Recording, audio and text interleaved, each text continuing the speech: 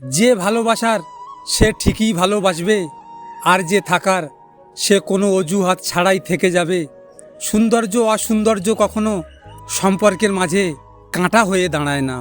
স্বার্থপর হওয়ার জন্য অবশ্যই আপনাকে চালাক হতে হবে, কারণ বোকারা কখনো স্বার্থপর হতে পারে না। কাউকে কাঁদানো যতটা সহজ, তাকে ফিরে পাওয়া ঠিক ততটাই কঠিন। কেননা একটা সময় সে আপনার জন্য কাঁদবে না এবং আপনার জীবনে ফিরেও আসবে না। তাই কাউকে কাঁদানোর আগে ভাবতে হবে আপনি কি ঠিক করছেন না ভুল। সাঁতার কেটে নদী পার হওয়া যায়, কিন্তু সাগর নয়। মাটি দিয়ে পুতুল বানানো যায়, কিন্তু মানুষ নয়। টাকা দিয়ে গাড়ি বাড়ি কেনা যায়, কিন্তু মন নয়। যুদ্ধ করে বিশ্ব জয় করা যায়, কিন্তু ভালোবাসা নয়। আর মানুষের কথা বলছো, সে তো স্বার্থপর। মানুষ লাঠির আঘাত ভুলে যেতে পারে, কিন্তু কথার আঘাত ভুলে যেতে পারে না। কাউকে বুঝতে দিও না কি তুমি কষ্টে আছো, কারণ ঔষধ সবার ঘরে না থাকলেও লবণ কিন্তু সবার ঘরে থাকে। জীবনে বড় হও, কিন্তু কাউকে ছোট করে নয়। জীবনে হাসো, কিন্তু কাউকে কাঁদিয়ে নয়। জীবনে জয়ী হও, কিন্তু কাউকে ঠকিয়ে নয়।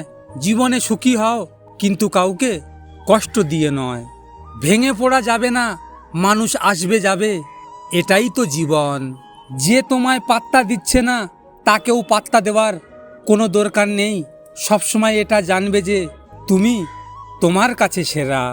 আপনি যদি কারো জীবনে পেন্সিল হয়ে সুখ লিখতে না পারেন, তাহলে চেষ্টা করুন সুন্দর রবার হয়ে তার দুঃখ কষ্টগুলি মুছে দেওয়ার। যখন কেউ অবহেলা করে, তখন তাকে দ্বিগুণ অবহেলা করা উচিত।